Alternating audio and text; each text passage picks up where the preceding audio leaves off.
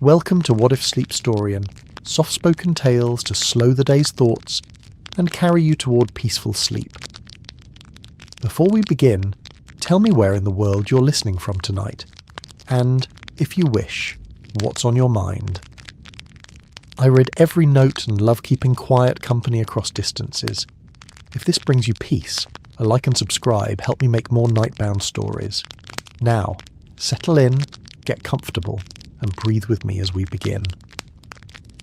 The evening light in St Mary Mead had that particular quality that only comes in late September, when summer's confidence begins to waver and autumn whispers its first gentle threats. Miss Jane Marple stood at her cottage window, watching the last golden rays filter through the apple trees in her garden, their leaves rustling with secrets only the wind could understand.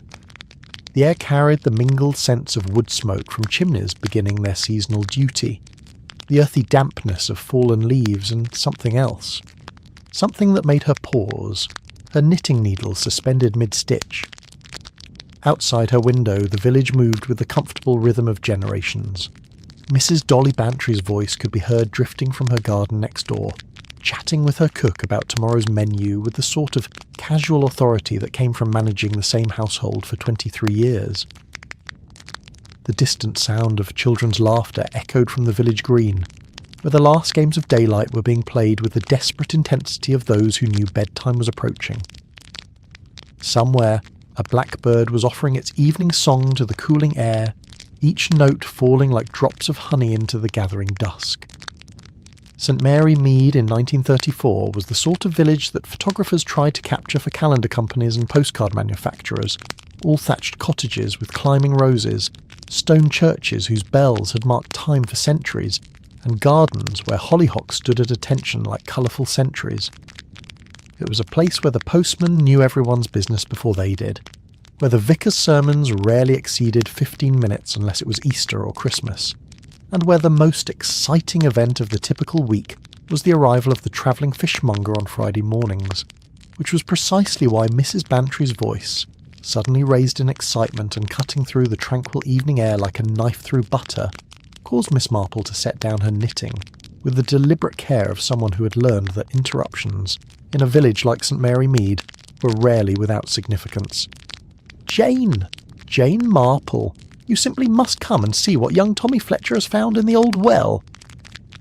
Miss Marple's pale blue eyes, sharp as winter air despite her gentle demeanour, focused immediately on the urgency in her neighbour's voice. In all their years of acquaintance, she had rarely heard Dolly Bantry sound quite so genuinely excited about anything that didn't involve either garden parties or particularly scandalous gossip from the county families. The old well. Miss Marple's mind immediately catalogued what she knew about it, which was, she realised, surprisingly little for someone who prided herself on knowing every significant detail about her village. The well stood at the eastern edge of the village green, surrounded by a low stone wall that had been built when Victoria was still a young queen with dreams of an empire that would never see the sun set. It had been sealed with heavy wooden boards and iron clasps some 30 years prior, when the village had finally succumbed to the march of progress and installed proper water pipes. Her fingers, still nimble despite her years, reached for her garden shawl, a soft grey wool that had seen her through countless evening mysteries, both large and small. The shawl settled around her shoulders like an old friend's embrace, familiar and comforting, carrying with it the faint scent of lavender and the accumulated wisdom of a life well observed. As she made her way through her cottage, Miss Marple's mind was already beginning to work in the methodical fashion that had served her so well over the years. Tommy Fletcher was 11 years old, possessed of more curiosity than was generally considered healthy for boys his age, and had a well-documented tendency to find trouble in places where adults assumed none existed. The fact that he had apparently managed to gain access to a sealed well suggested either remarkable determination or remarkable foolishness, qualities that, in Miss Marple's experience, often went hand in hand. The evening air was cooler than it had appeared from inside, carrying with it that crisp hint of autumn that made wise villagers begin thinking about laying in supplies of coal and checking the condition of their winter woolen. The light had that golden slanted quality that photographers called magic hour, when even the most ordinary objects seemed touched with significance and beauty. St Mary Mead's village green stretched before her like a stage set, its grass still green from summer's abundance, but beginning to show the first tentative touches of seasonal change. The great oak that stood at its centre had been there when Shakespeare was writing his plays, its massive trunk bearing the accumulated scars and carvings of generations of village children who had learned to read by tracing the letters that their grandfathers had carved decades before. Already a small crowd had gathered around the old well, their voices carrying clearly across the green in the still air. Miss Marple recognised most of them immediately. The particular gift of village life was that one rarely encountered true strangers, only varying degrees of familiarity.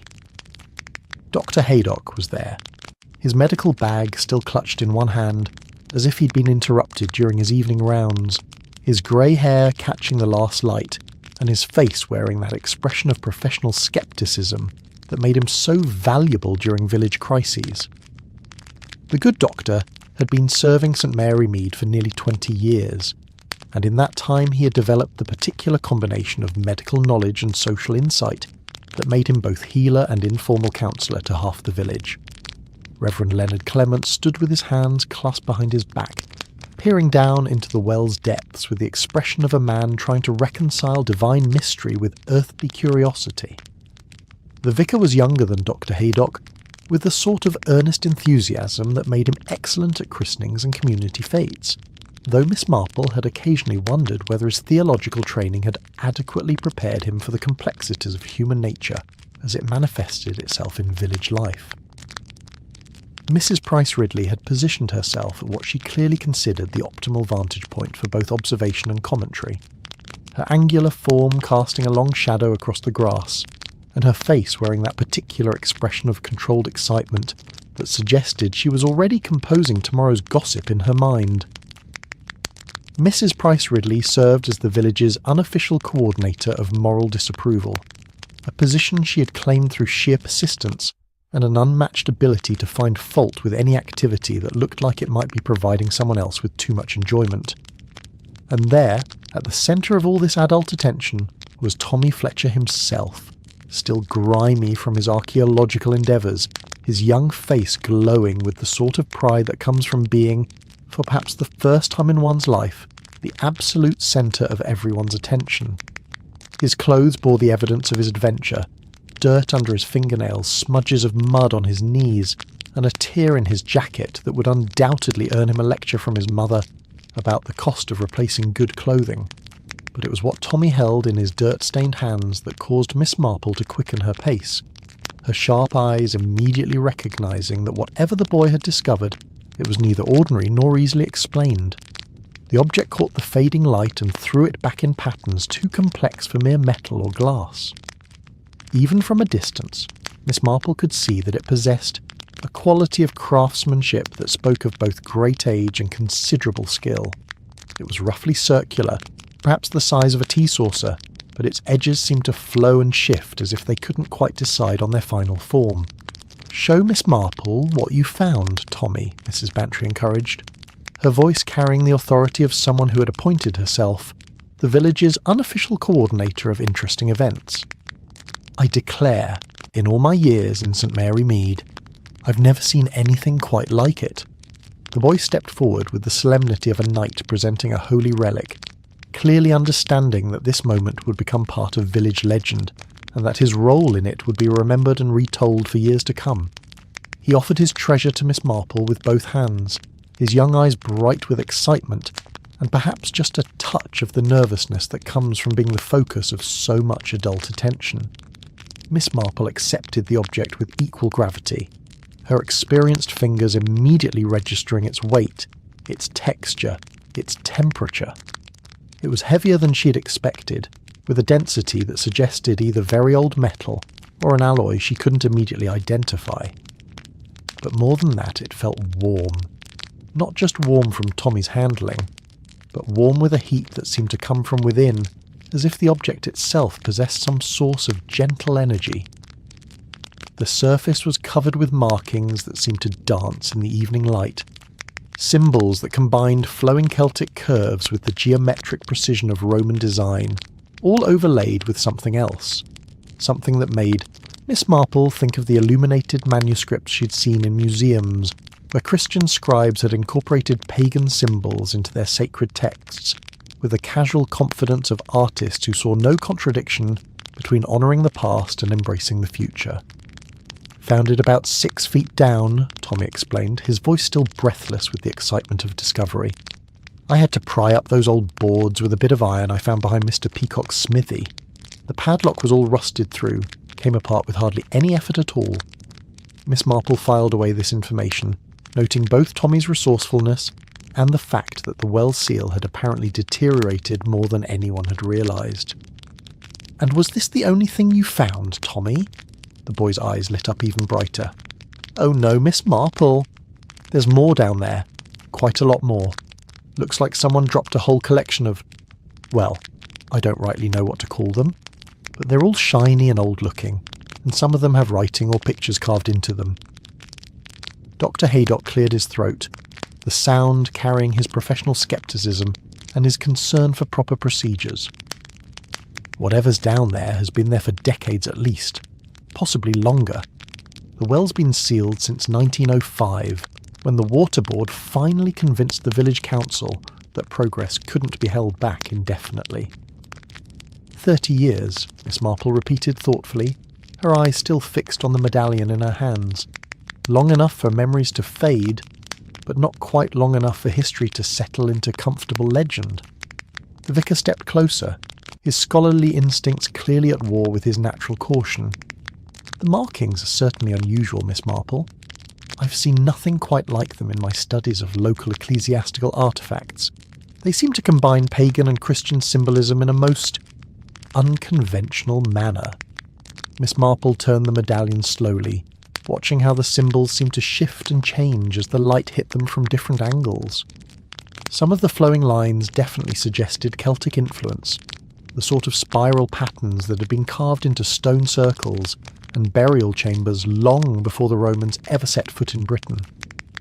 But there were other elements too, geometric patterns that spoke of Roman engineering and civic order, and here and there worked so subtly into the overall design that one might miss them entirely. Symbols that could represent early Christian iconography. Mrs. Price Ridley sniffed audibly, a sound that in the complex language of village disapproval clearly indicated her opinion that pagan and Christian should never be mentioned in the same sentence, let alone found inscribed on the same mysterious artefact. "In my day," she announced to no one in particular, "children knew better than to go disturbing things that were meant to stay buried." Miss Marple's lips quirked slightly at the corners, a reaction so subtle that only someone who knew her very well would have recognised it as amusement. "And yet," she said mildly, "if we never disturbed things that were meant to stay buried, think how many fascinating discoveries would never come to light. The Roman villa at Silchester, the Anglo-Saxon treasures at Sutton Hoo. Sometimes the past has stories to tell us, if only we're willing to listen." The evening air had grown noticeably cooler while they talked, and shadows were beginning to pool around the base of the well like dark water seeking its level. Somewhere in the distance, the church clock chimed 7 times, its bronze voice carrying across the village with the comfortable authority of centuries. Lights were beginning to appear in cottage windows, warm yellow rectangles that spoke of families gathering for supper, of conversations about the day's small triumphs and minor disasters, of the eternal rhythm of domestic life that had sustained communities like St. Mary Mead for generations beyond counting. But here, around the ancient well, a different kind of conversation was beginning, one that reached back through layers of time and memory, touching on stories that predated the church clock, the cottage windows, perhaps even the village itself. Tommy Fletcher shifted from foot to foot, clearly torn between pride in his discovery and impatience with adult conversations that seemed to involve a great deal of talking and very little action. "Miss Marple," he said, his young voice cutting through the scholarly discussion with the directness that was childhood's greatest gift. "What do you think it means, all those symbols and such?" Miss Marple looked down at the boy, seeing in his eager face the same curiosity that had driven human beings to explore, to question, to dig deeper into mysteries for thousands of years. "I think, Tommy, that this little artifact is going to tell us a story. But like all the best stories, it's going to make us work a bit to understand what it's trying to say." She held the medallion up to catch the last of the evening light, watching how the symbols seemed to pulse gently in the golden glow. "What I can tell you is that whoever made this was both skilled and thoughtful. Look at how carefully these different elements have been worked together. This wasn't created quickly or carelessly. This was made by someone who wanted it to last, who wanted it to carry meaning forward through time." Dr. Haydock stepped closer, his medical training making him naturally interested in questions of craftsmanship and technique. "The metal itself is remarkable. I've never seen anything quite like it. It has the weight of gold, but the colour is wrong. And this warmth, it's been out of direct sunlight for hours, yet it still feels warm to the touch." "Perhaps," suggested the vicar, "it's an alloy of some sort." Medieval craftsmen were capable of creating metal combinations that we don't fully understand today. The techniques were often passed down through families, closely guarded secrets that died with their keepers. Miss Marple nodded thoughtfully, but her mind was already moving beyond questions of metallurgy to questions of human motivation. The more interesting question, it seems to me, is why someone went to such trouble to create this, and then apparently left it in a well along with other similar objects. That suggests either ritual significance or someone who needed to hide something valuable very quickly. Mrs. Bantry, who had been listening to this scholarly discussion with the patient air of someone waiting for the conversation to return to more immediately interesting topics, suddenly spoke up. "Jane, you don't suppose this could be connected to those old stories about the well being haunted, do you?" This comment drew sharp looks from several of the adults, and Miss Marple found herself curious about stories she apparently hadn't heard. "Haunted, Dolly? I'm afraid I'm not familiar with that particular piece of village folklore." Mrs. Bantry looked around the group with the satisfaction of someone who had suddenly found herself in possession of information that others lacked. "Oh yes, it's quite an old story. My grandmother used to tell me. She said that back in her mother's time, people used to see lights around the well on certain nights. Soft, bluish lights that would dance just above the water's surface. And sometimes they'd hear music, very faint and far away, as if it were coming from somewhere deep underground." Tommy Fletcher's eyes grew round with excitement. "Really, Mrs. Bantry? Lights and music? Do you think they'll come back now that the well's been opened?" Mrs. Price Ridley made another of her disapproving sounds. "Nonsense and superstition. There are perfectly rational explanations for such phenomena. Marsh gas, perhaps, or acoustic effects caused by underground water flow." But Miss Marple found herself intrigued by the story, not because she believed in haunted wells, but because folklore often preserved memories of real events, even when the facts had been embellished by generations of retelling. "How long ago was this supposed to have happened, Dolly? Grandmother always said it was before the well was sealed, sometime in the 1890s. She claimed her own mother had seen the lights several times, always on warm summer evenings when the air was very still." Miss Marple made a mental note to investigate this story further. In her experience, even the most fantastical village legends usually contained grains of truth, and sometimes those grains could provide important clues about historical events that had been forgotten by official records. The last of the daylight was fading now, and the well was beginning to disappear into the gathering darkness. One by one, the small crowd began to disperse, each person carrying away their own version of the evening's discovery to share over late dinners and evening tea. Dr. Haydock mentioned something about researching historical records at the county library. The vicar wondered aloud whether the bishop might be interested in examining artefacts that combined Christian and pagan symbolism. Mrs. Price Ridley muttered something about the importance of letting sleeping dogs lie, though her tone suggested she would be following developments with keen interest despite her stated disapproval.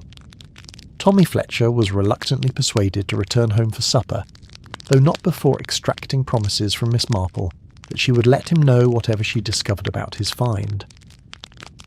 The boy departed with the satisfied air of someone who had achieved something genuinely significant. his place in village history assured by the morning's adventure, Miss Marple remained by the well for a few moments longer, even after Mrs. Bantry had departed with reminders about tomorrow's Women's Institute meeting.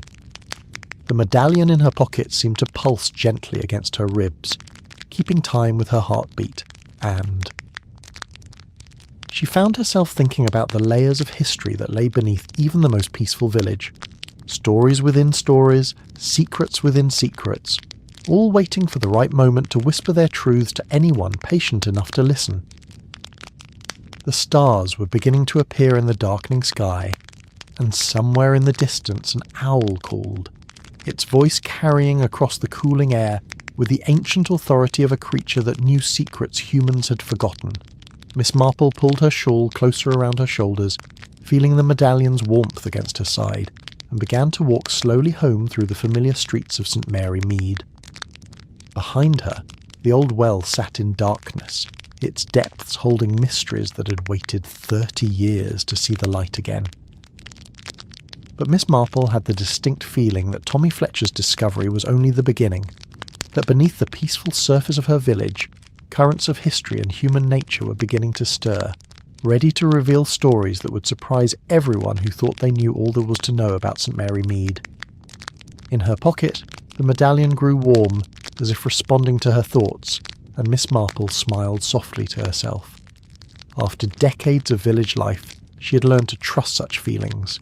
They were often the first sign that a mystery was about to reveal its deeper layers, and she had always found mysteries far more interesting than the appearance of ordinary village routine. Tomorrow, she decided, would be a very interesting day indeed. The morning after Tommy Fletcher's discovery dawned with that particular clarity that sometimes follows a night of gentle rain. Miss Marple woke to the sound of water dripping from the eaves of her cottage, each drop creating its own small melody as it struck the rain barrel beneath her bedroom window. The air that drifted through her partially open window carried the clean scent of washed earth and the subtle promise that autumn was settling in to stay, bringing with it the crisp mornings and golden afternoons that made September in the English countryside feel like a gift from a particularly benevolent universe. She had dreamed of wells and medallions, of symbols that shifted and changed even as she tried to decipher their meaning. In her dream, the old well had spoken to her in a voice like wind through wheat, telling her stories of people who had lived and loved and lost their way in times so distant that even the stones had forgotten their names. The voices had been speaking in languages she didn't recognize, yet somehow she had understood every word, as if the meaning came not through her ears but directly into her heart.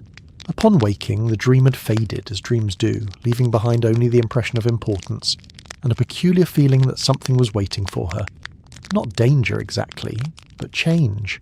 The kind of shift in routine that could alter the course of ordinary days in ways both subtle and profound. The medallion still rested on her bedside table where she had placed it the night before, its surface catching the morning light and throwing it back in patterns that seemed more complex in daylight than they had appeared in the evening's gentle glow. Miss Marple picked it up, feeling again that strange warmth, that sense of weight beyond its physical substance. In the clear light of morning, the symbols seemed even more intriguing, definitely Celtic in some elements, Roman in others, but with underlying patterns that suggested something else entirely, something that made her think of illuminated manuscripts and ancient texts written by scribes who had tried to bridge different worlds of belief and understanding. "Well," she said aloud to the medallion, her voice still slightly hoarse from sleep, "I suppose you're not going to explain yourself quietly, are you?"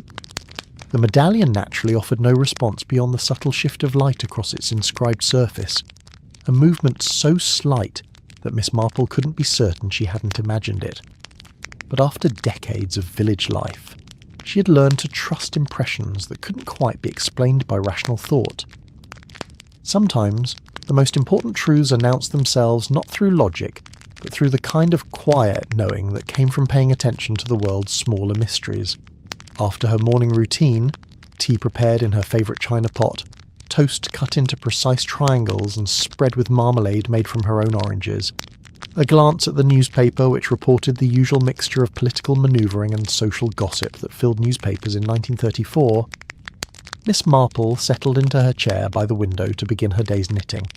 She was working on a cardigan for her great-nephew Raymond, a project that required enough attention to keep her fingers busy, but not so much that her mind couldn't wander over the previous evening's discovery. The pattern was one she'd used before, a classic design that would serve Raymond well in the drafty chambers of his London law office. As her needles moved in their familiar rhythm, Miss Marple found herself thinking about patterns in general, how they repeated, how they evolved, how they connected seemingly disparate elements into coherent wholes. The medallion symbols seemed to follow some sort of pattern too, though one more complex than anything she could decipher with casual observation. The medallion sat on the small table beside her chair, seeming to watch as she worked.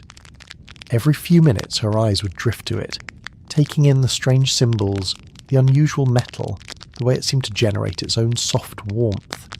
She had handled many antiques in her time, had examined jewellery and ornaments from various periods and cultures during her travels with her late husband, but nothing had ever felt quite like this.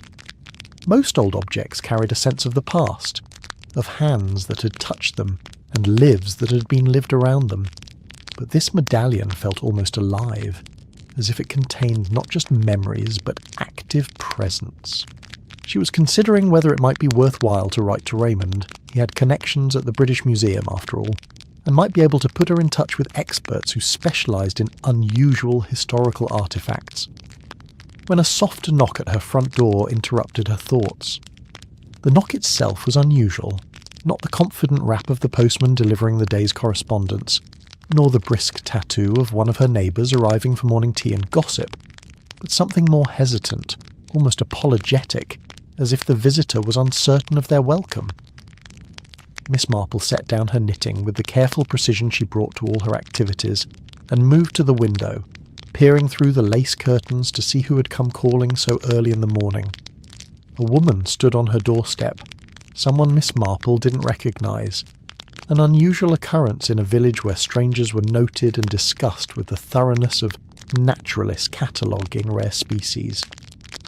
The woman appeared to be in her 40s, with dark hair pinned back in a style that managed to be both practical and elegant. Her coat was well made but not ostentatious, the sort of garment chosen by someone who valued quality over fashion, and who understood that true elegance lay in simplicity rather than ostentation. She stood with the particular stillness of someone who was accustomed to waiting, her hands folded calmly at her waist, her gaze fixed on the cottage door with an expression of patient determination that suggested she would remain there as long as necessary to achieve her purpose. Most intriguingly, she carried a small leather satchel that looked both well used and carefully maintained, the sort of bag that scholars and researchers use to transport important documents and delicate instruments. There was something about her entire demeanour that suggested both learning and purpose, as if she had travelled some distance specifically to reach this particular door at this particular time. Miss Marple opened the door with a welcoming smile she reserved for unexpected visitors, though her sharp eyes missed nothing of the woman's appearance, manner, or the slight tension that suggested this was not a casual social call. "Miss Marple," the woman said, her voice carrying the slight formality of someone who had rehearsed this moment but was still uncertain of her reception. "My name is Helen Cavendish.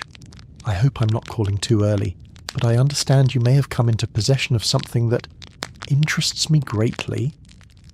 The emphasis on the word interests was subtle but unmistakable, and Miss Marple immediately understood that this visit was connected to Tommy Fletcher's discovery. How Mrs. Cavendish had learned about the medallion so quickly was a mystery in itself. St. Mary Mead's gossip network was efficient, but it typically required at least a day for news to travel beyond the village boundaries. "Mrs. Cavendish," Miss Marple replied, noting the wedding ring and the careful way her visitor had phrased her request. "How pleasant to meet you. Please, do come in." I was just about to put the kettle on. This was not strictly true. Miss Marple had finished her morning tea some time ago, but it was the sort of diplomatic fiction that smoothed social interactions and provided a comfortable framework for conversation. As Mrs. Cavendish followed her into the sitting room, Miss Marple's mind was already working through the implications of this unexpected visit. "What a charming room," Mrs. Cavendish observed as she accepted Miss Marple's invitation to sit in the comfortable chair opposite the knitting station. Her eyes swept across the furnishings with the appreciative gaze of someone who understood that true comfort came from accumulation of carefully chosen objects over time. The books arranged on their shelves, the small collection of china ornaments that spoke of a life well lived and carefully curated, the photographs of family and friends that provided glimpses into decades of relationships and experiences. But Miss Marple noticed that her guest's gaze lingered longest on the medallion, still resting on the table beside the knitting chair. Even from across the room, the object seemed to draw attention, its unusual surface catching and reflecting light in ways that made it impossible to ignore. "You have excellent eyesight," Miss Marple commented mildly as she bustled about preparing tea with the efficient movements of someone who had performed this ritual thousands of times. "Most people would need to be considerably closer to notice such a small object among all the other things in the room." Mrs. Cavendish had the grace to look slightly embarrassed, a faint colour rising in her cheeks. "I'm afraid I've been rather obvious, haven't I? The truth is, Miss Marple, I've been expecting something like this medallion to surface for quite some time. When I heard through certain channels that an artefact had been discovered in St. Mary Mead's old well, I knew I needed to see it for myself." "Certain channels," Miss Marple repeated thoughtfully as she arranged cups and saucers with the automatic precision of someone who believed that even the simplest activities deserved to be done properly. "How very mysterious. And what, if you don't mind my asking, led you to expect such a discovery?" Mrs. Cavendish accepted her teacup with hands that, Miss Marple noted, were entirely steady despite what must have been considerable excitement. The china was Miss Marple's second best set. Not quite the quality reserved for the vicar or Dr. Haydock, but certainly suitable for an intriguing stranger who had arrived with advanced knowledge of village mysteries. "My late husband was an antiquarian, Miss Marple," Mrs. Cavendish began, her voice taking on the particular tone that people used when speaking of deceased spouses, a mixture of love, loss and pride that time had softened but not erased. His particular interest was in artefacts that, shall we say, don't fit neatly into conventional historical categories, items that seem to bridge different cultures, different time periods, different belief systems. She spoke of cultures learning to blend rather than replace, of craftsmen who had found ways to honour multiple traditions within single objects, of a time in British history when accommodation had been possible in ways that later generations had forgotten. Miss Marple listened with the focused attention she brought to all truly interesting problems, asking questions that revealed both her natural curiosity and her instinctive understanding of human motivation. Why wells? Why these particular symbols? Why had these objects been hidden rather than displayed? Each question led to new avenues of exploration, new possibilities to consider. Outside, the village of St. Mary Mead continued its peaceful routine, unaware that in one small cottage 2 women were beginning to unravel a mystery that would lead them deep into the hidden history of their ancient land. The sun climbed higher, burning off the last of the morning mist and revealing a day of perfect autumn clarity. Children's voices could be heard from the direction of the school, and somewhere a dog was barking with the persistent enthusiasm that suggested it had discovered something infinitely fascinating in someone's garden. But inside Miss Marple's sitting room, time seemed to move differently, as if the presence of the medallion and the weight of centuries-old mysteries had created a pocket of stillness where past and present could meet and converse. The medallion continued to rest on the table between them, its symbols seeming to pulse gently in the changing light, as if approving of their alliance and the promise of deeper understanding to come.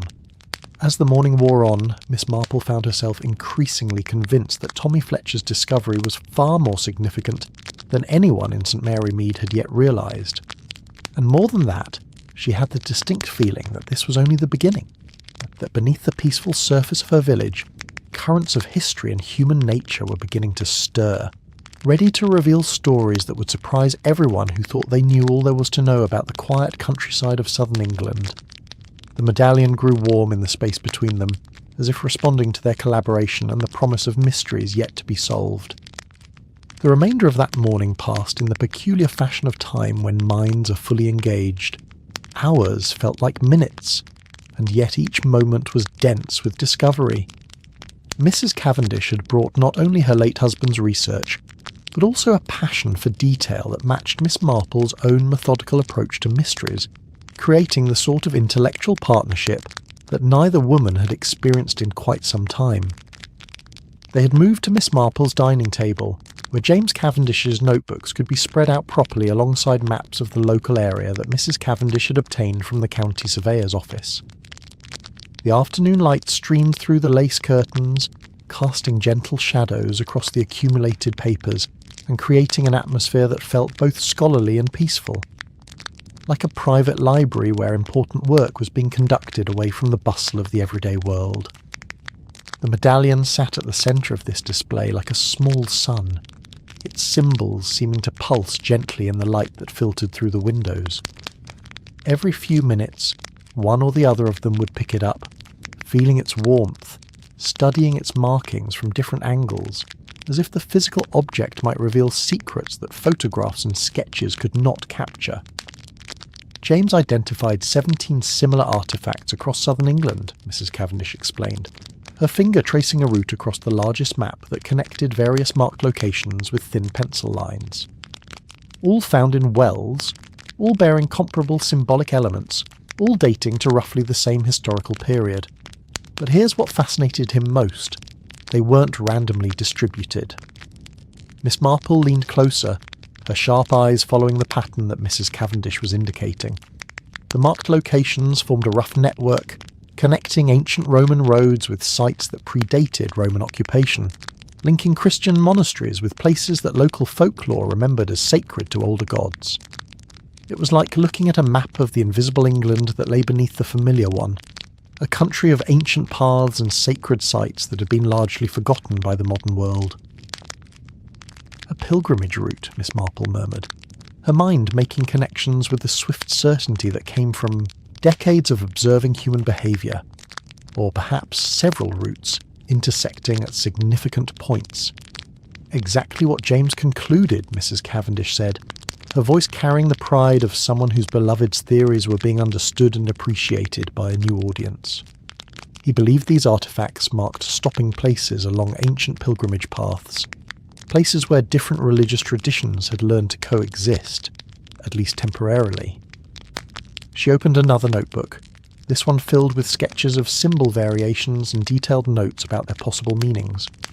The pages were covered with James Cavendish's careful handwriting, interspersed with diagrams and cross-references that spoke of years of patient research.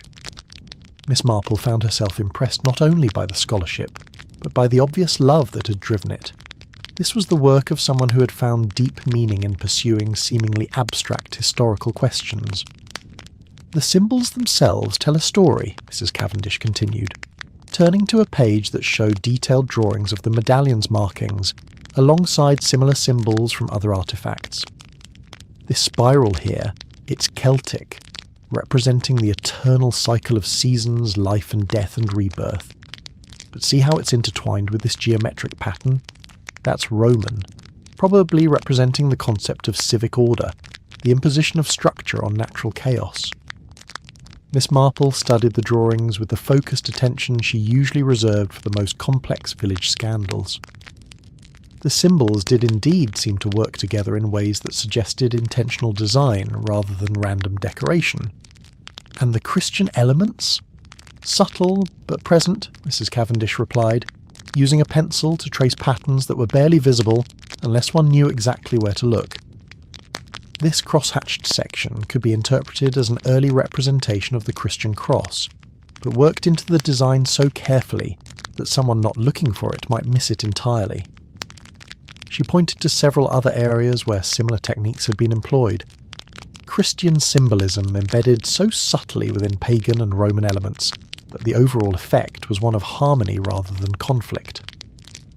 James believed this was intentional, a way of acknowledging the new faith without offending those who still honoured the old ways. Diplomatic religion, Miss Marple observed with a slight smile that reflected both amusement and admiration for such sophisticated cultural navigation. How very English of them, even before they knew they were English. The sound of voices from the street outside drew their attention temporarily. Through the window, they could see a small procession of village children making their way toward the green, no doubt intent on examining the famous well in broad daylight. Tommy Fletcher was among them, his status as discoverer clearly having elevated him to temporary celebrity among his peers. Several adults had joined the informal expedition as well. Miss Marple recognised the postman, taking his lunch break, and Mrs. Weatherby from the corner shop, who rarely emerged from behind her counter, unless something truly interesting was happening. "I wonder," Miss Marple said thoughtfully, watching the little parade of curious villagers, "what stories those children will tell about this discovery when they're grown. How the truth will change and develop in the telling, becoming part of village folklore." Mrs. Cavendish followed her gaze, her expression thoughtful. James used to say that folklore was just history wearing a prettier dress. The facts might get embellished, the details might change, but the essential truth usually survives, sometimes for centuries. This observation led them naturally into a discussion of the local legends that Mrs. Cavendish had uncovered in her research. St. Mary Mead, despite its appearance of tranquil respectability, sat at the convergence of several ancient trackways. Before the Romans built their straight, efficient roads, people had followed paths that meandered along ridgelines and river valleys, connecting sacred sites and trading posts in a network that spanned the known world. The well itself is mentioned in documents dating back to the 13th century, Mrs. Cavendish noted, consulting another of her husband's notebooks. This one focused specifically on local historical records. But the folklore suggests it's much older than that. There are references to it being a holy well, where people came to leave offerings and seek healing. "What sort of offerings?" Miss Marple asked, though she suspected she already knew the answer from the morning's discussions. Metal objects primarily. Coins, jewellery, small carved items. The practice was so common that the church eventually tried to discourage it, claiming it was pagan superstition. Mrs. Cavendish looked up from the notebook with an expression of mild triumph. But James found records suggesting that even after the official prohibition, people continued to visit the well, especially during times of crisis or celebration. Miss Marple considered this information, her mind weaving connections between past and present, with the skill that came from a lifetime of understanding human nature. So when the village sealed the well in 1905, they were inadvertently preserving not just one mysterious medallion, but potentially centuries of offerings. "That's exactly what James would have predicted," Mrs. Cavendish said, her voice carrying a note of wistful pride. He believed that wells like this one served as repositories of community memory, places where each generation left traces of their hopes, their fears, their beliefs. The afternoon sun had shifted while they worked, casting different shadows across the notebooks and maps, and Miss Marple realised they had been talking for hours without either of them noticing the passage of time. Her guest must be hungry, and there were practical matters to consider if they were going to pursue this investigation properly. "Mrs. Cavendish," she said, rising from her chair with the decision that came from recognising when hospitality had become genuine friendship, "might I impose upon you to join me for lunch? And afterward, if you're not needed elsewhere, perhaps we might visit the well together. I have a feeling that understanding this mystery will require seeing it in its proper context." Mrs. Cavendish accepted gratefully, and over a simple meal of soup and sandwiches prepared in Miss Marple's efficient kitchen, their conversation turned to more personal matters. Miss Marple learned that her guest had been living in London since her husband's death, supporting herself by cataloguing private collections of antiques and occasionally writing articles for scholarly publications. The work paid reasonably well and allowed her to continue James's research, but it was often lonely. "I miss the collaborative aspect of scholarship," Mrs. Cavendish admitted as they finished their meal, her voice carrying the particular sadness of someone who had lost not just a spouse, but a working partner. "James and I used to spend hours discussing theories, debating interpretations, following intellectual threads wherever they might lead, working alone. It's efficient, but it lacks the spark of shared discovery." Miss Marple understood this sentiment perfectly. Village life provided her with endless opportunities to observe human nature, but genuine intellectual companionship was rare.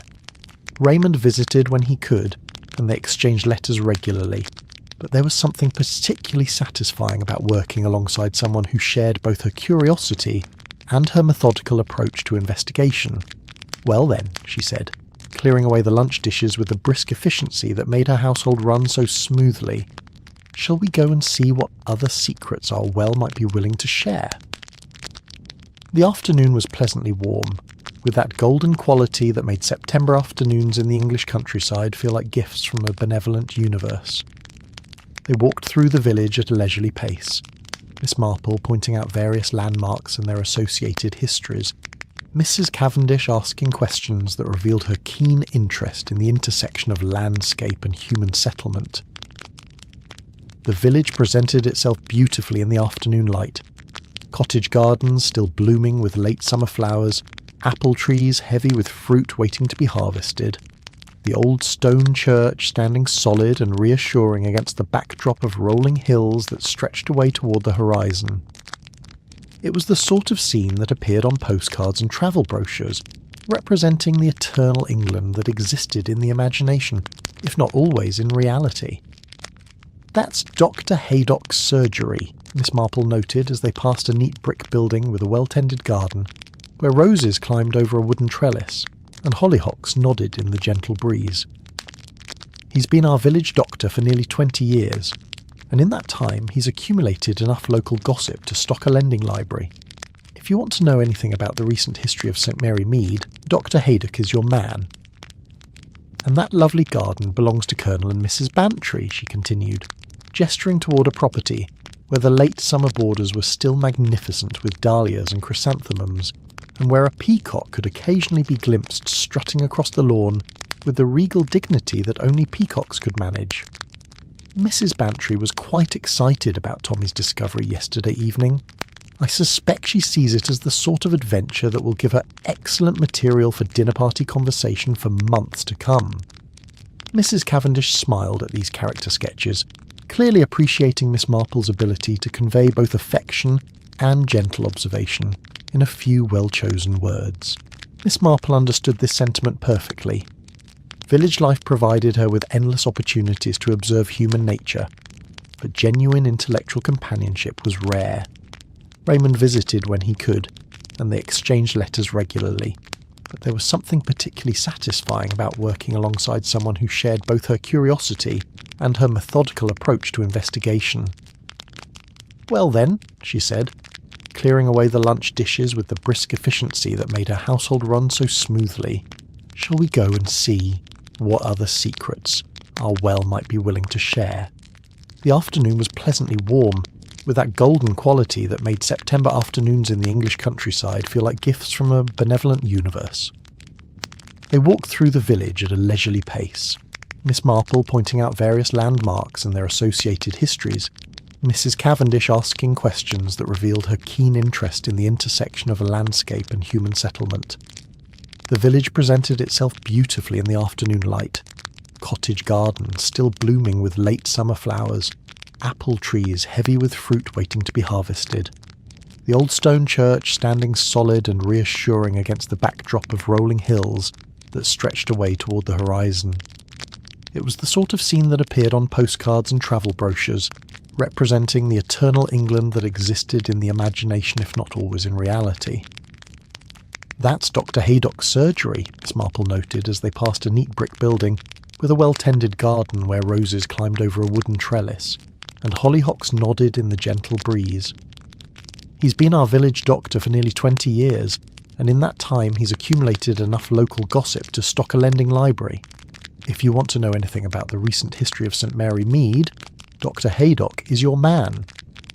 And that lovely garden belongs to Colonel and Mrs. Bantry," she continued, gesturing toward a property where the late summer borders were still magnificent with dahlias and chrysanthemums, and where a peacock could occasionally be glimpsed strutting across the lawn with the regal dignity that only peacocks could manage. Mrs. Bantry was quite excited about Tommy's discovery yesterday evening. "I suspect she sees it as the sort of adventure that will give her excellent material for dinner party conversation for months to come." Mrs. Cavendish smiled at these character sketches, clearly appreciating Miss Marple's ability to convey both affection and gentle observation in a few well-chosen words. By tea time, they had attracted quite an audience, and Miss Marple noticed that news of Mrs. Cavendish's expertise was already beginning to spread through the village's communication networks. Mrs. Price Ridley had made several pointed appearances, ostensibly to walk her small terrier, but actually to observe the proceedings with the keen attention of someone gathering material for future moral commentary. The vicar had stopped by twice, his scholarly curiosity clearly at war with his concern about the propriety of disturbing what might be consecrated ground. As the sun began to sink lower in the sky, casting longer shadows across the green, and giving the entire scene the golden glow that photographers tried so hard to capture, Miss Marple found herself thinking about the layers of history that surrounded them.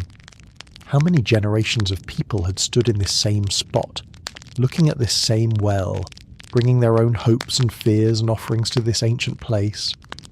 And tomorrow, she said quietly as they prepared to return to the cottage for tea, we'll see what other stories it has to tell. Mrs. Cavendish lingered for a moment beside the well, her hand resting on the old stone wall that surrounded it. Miss Marple, she said softly, her voice carrying a note of excitement mixed with something that might have been apprehension. I have the strangest feeling about this place, as if something important is going to happen here. Miss Marple nodded, understanding exactly what her new friend meant. After decades of village life, she had learned to trust such feelings. They were often the first sign that a mystery was about to reveal its deeper layers, that beneath the comfortable surface of ordinary life, currents of significance were beginning to stir. Then we must be prepared to pay attention, she replied simply, watching as the last of the afternoon light played across the medallion's surface where it rested in her palm. In my experience, important things rarely announce themselves with fanfares. They prefer to whisper their secrets to those who are willing to listen.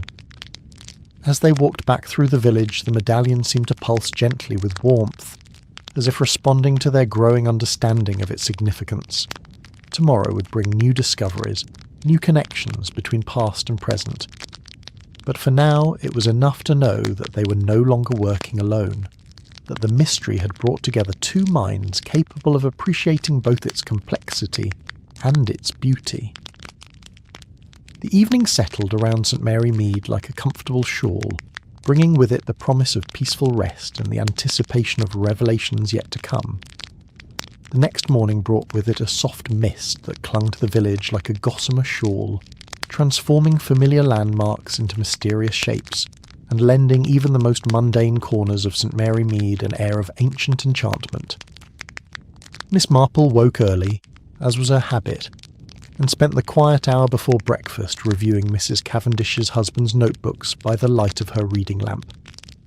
The research was both comprehensive and passionate, filled with cross-references, theoretical discussions, and the occasional personal note that revealed James Cavendish's deep fascination with the intersection of cultures in post-Roman Britain.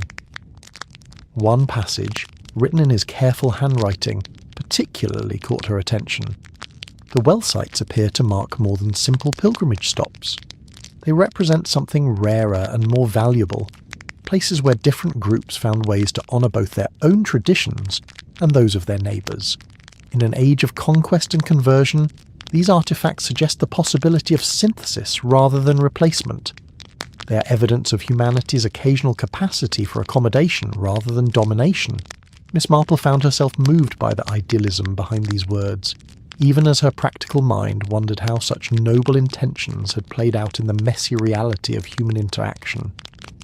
In her experience, even the most well-intentioned attempts at cooperation usually involved at least some degree of compromise, competition, and carefully managed resentment. Mrs. Cavendish arrived just as Miss Marple was finishing her breakfast, appearing at the cottage door with the prompt punctuality of someone who had clearly been awake for some time, and was eager to continue their investigation. She carried with her a different set of notebooks today, along with what appeared to be several pieces of specialised equipment wrapped in soft cloth. "I hope I'm not too early," she said as Miss Marple welcomed her in, "but I brought some tools that might help us examine the well more systematically. James always said that proper archaeology required proper instruments. She unwrapped her equipment to reveal a collection of items that spoke of serious scholarly preparation.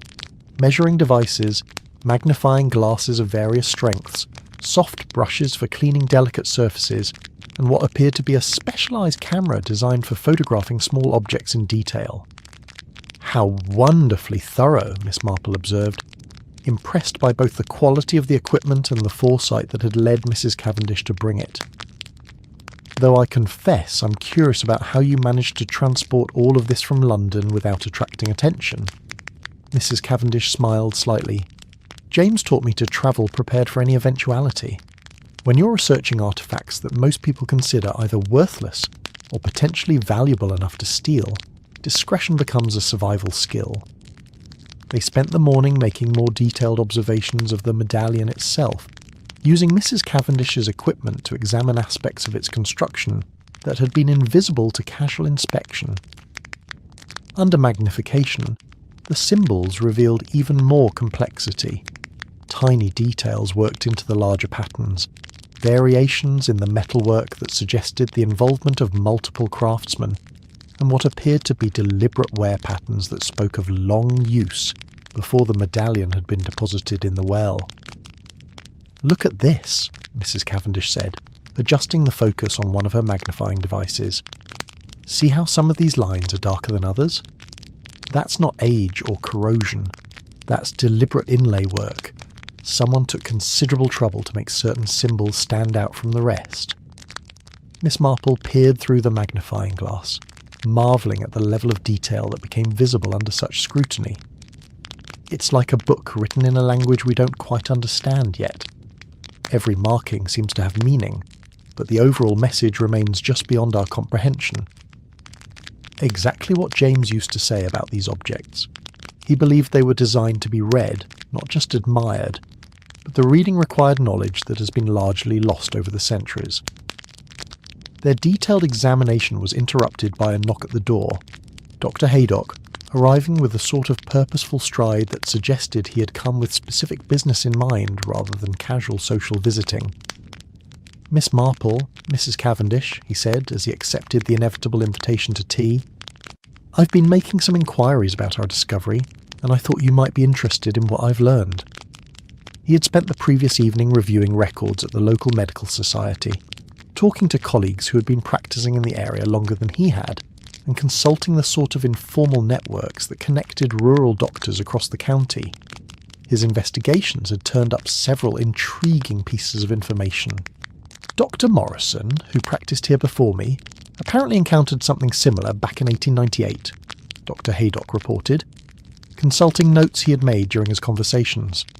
A farmer clearing land for a new field discovered what Morrison described as Celtic jewellery of unusual design near what might have been an ancient spring.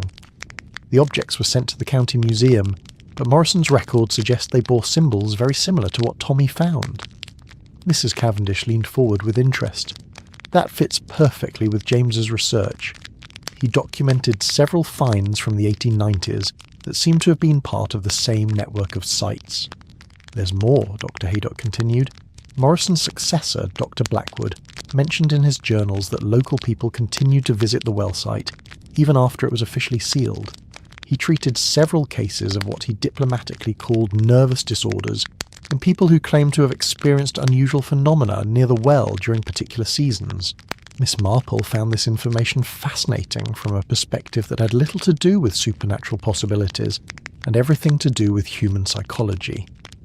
"What sort of phenomena?" "Lights mostly. Soft bluish glows that appeared just after sunset on certain evenings. Several people reported feeling unusually peaceful or contemplative after visiting the site, even accidentally. Dr. Blackwood seemed to think the effect was beneficial rather than harmful. He noted that his patients invariably improved after their experiences, even if they couldn't explain what had happened to them." Mrs. Cavendish was making rapid notes in her own notebook. James theorized that some of these sites might have natural properties that affected human perception. Underground mineral deposits, perhaps, or acoustic effects caused by water flow. He believed that ancient peoples might have been more sensitive to such influences than we are today. After Dr. Haydock departed, promising to continue his research through medical society records, Miss Marple and Mrs. Cavendish prepared for a more systematic examination of the well itself. The morning mist had cleared, leaving behind a day of perfect clarity that made every detail of the landscape stand out with unusual sharpness.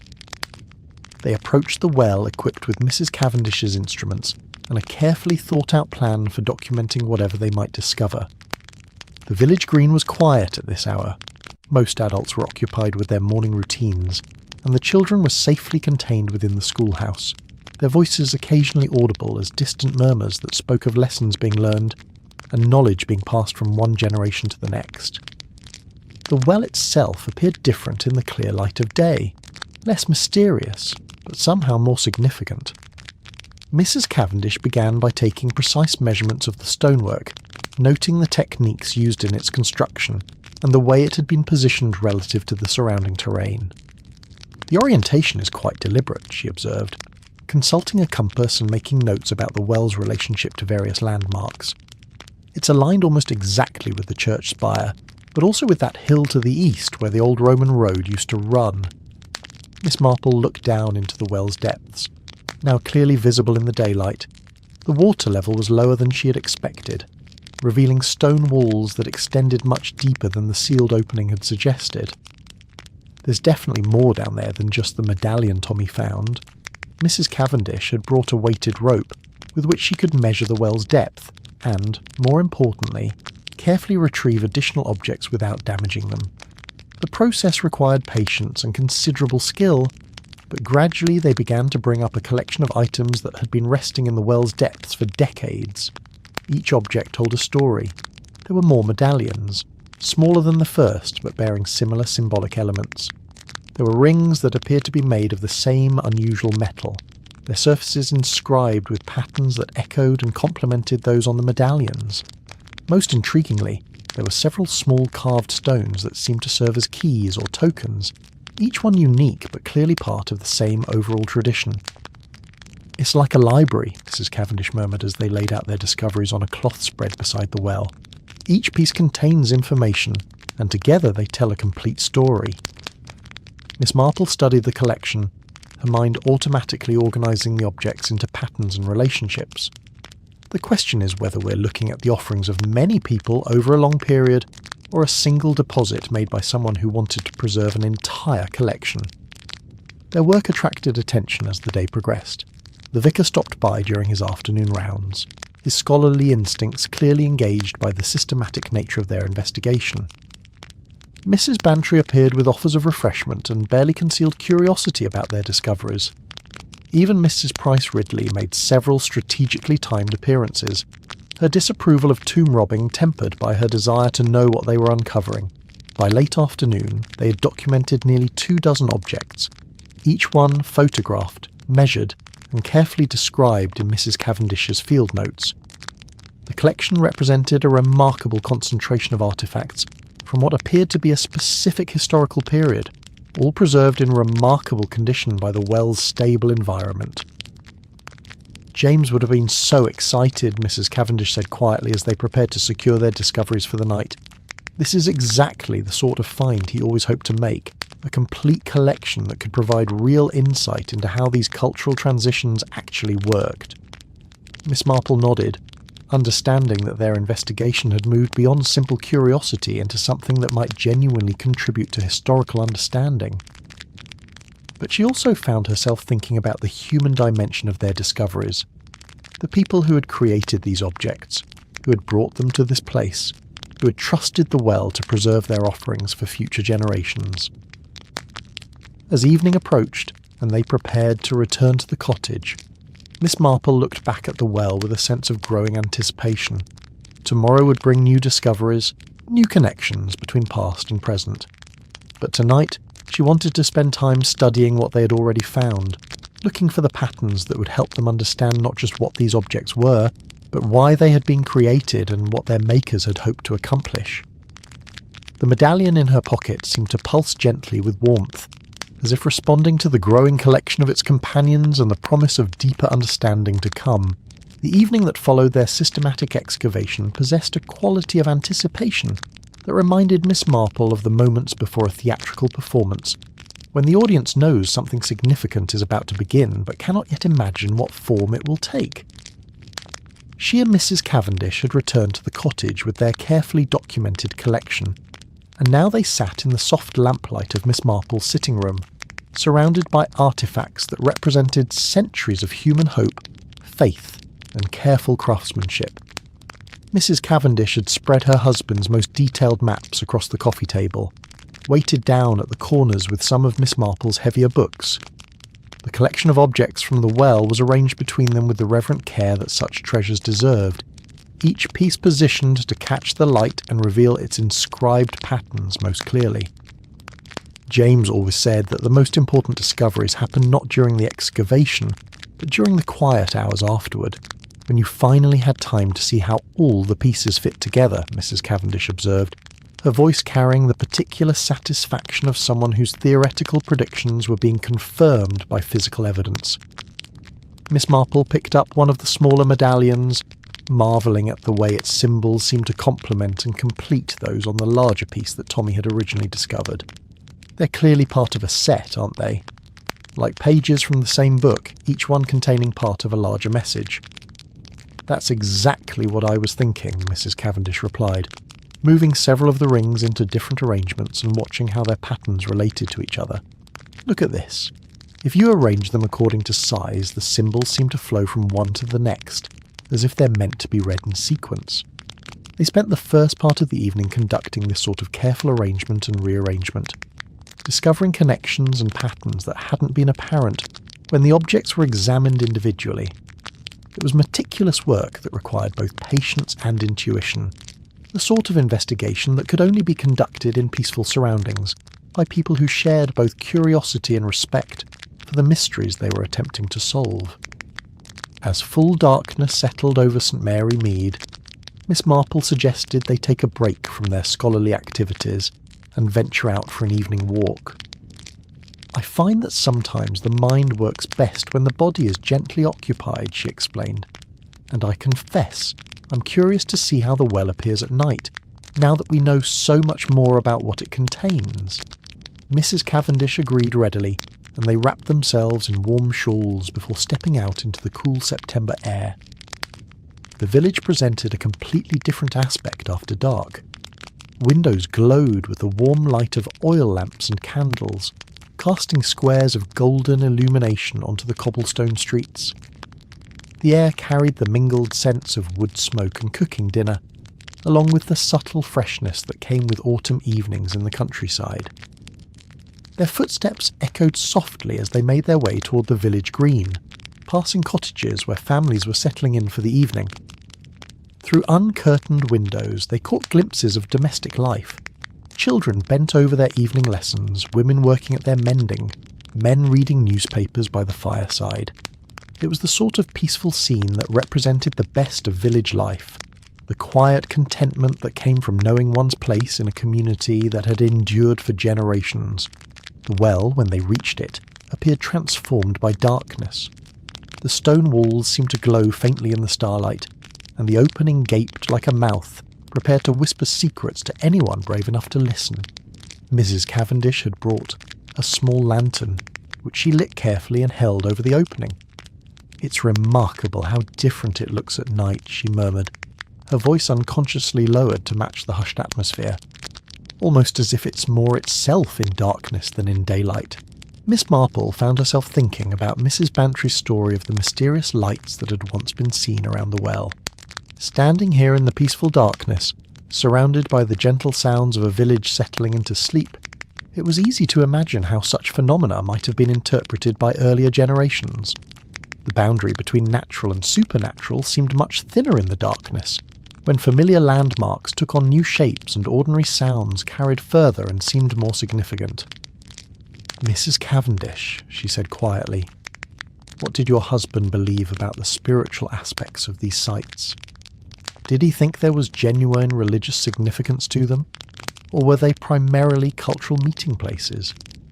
Mrs. Cavendish was quiet for a long moment before answering, her gaze fixed on the dark water visible far below them. James believed that the distinction between spiritual and cultural might not have been as clear to ancient peoples as it is to us.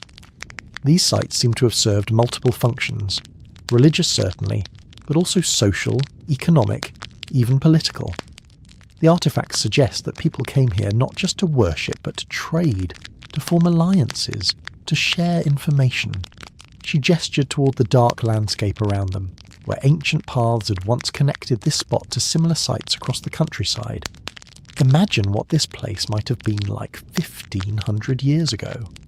Travellers arriving from different regions, speaking different languages, honouring different gods, but all recognising this as a place where such differences could be temporarily set aside in favour of common human needs.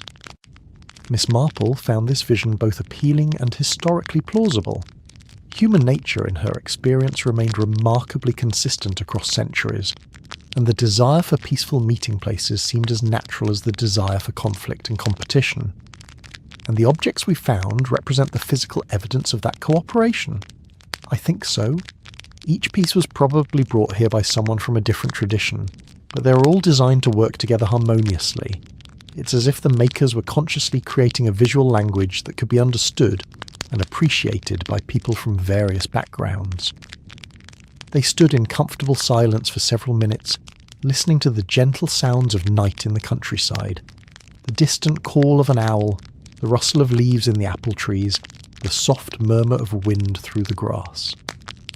Miss Marple found herself thinking about continuity, about the way human needs and desires remained constant even as the external circumstances of life changed dramatically over the centuries. "Do you suppose," she said eventually, "that people still feel drawn to places like this, even if they don't understand why?" Mrs. Cavendish smiled slightly. James used to say that landscape memory was real, that certain places retain the emotional imprint of significant human activities.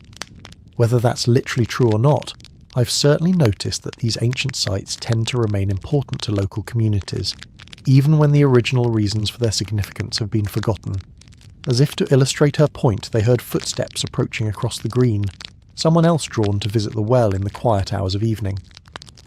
The figure resolved into Tommy Fletcher, wrapped in a coat that was clearly too large for him, and carrying a small lantern that bobbed with each step. "Miss Marple? Mrs. Cavendish," he called softly when he recognised them. "I hope you don't mind. I couldn't sleep and I kept thinking about the well and all the things you found today. Mum said I could come out for a few minutes if I stayed on the green and didn't go wandering." Miss Marple found herself touched by the boy's continued fascination with his discovery and his instinctive understanding that the well deserved evening visits as well as daytime investigation. "Of course we don't mind, Tommy. We were just thinking about how different the well seems at night." Tommy approached the stone wall and peered down into the depths, with the fearless curiosity that was one of childhood's greatest gifts.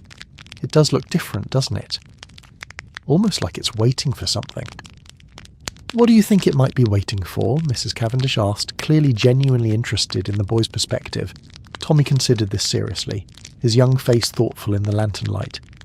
"Maybe it's waiting for someone to understand what all those symbols mean.